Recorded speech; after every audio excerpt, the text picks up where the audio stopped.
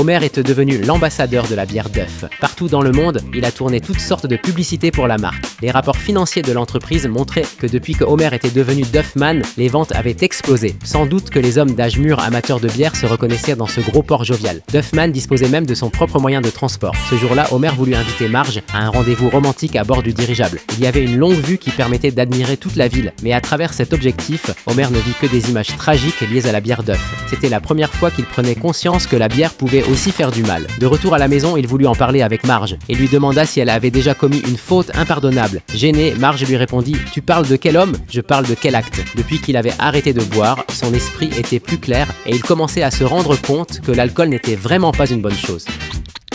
Le lendemain, lors d'un grand événement, Homer annonça à tout le monde que la bière du jour serait sans alcool. Avant même le début de la compétition, il avait remplacé toute la bière par du soda. Son but était de prouver qu'on pouvait s'amuser sans bière. Le patron, lui, ne comprenait pas ce que Homer cherchait à faire. Homer lui répondit qu'avec de grands pouvoirs viennent de grandes responsabilités. Mais les fans n'étaient pas du tout d'accord. Homer voulut s'enfuir en voiture, mais il avait oublié que la piste était circulaire.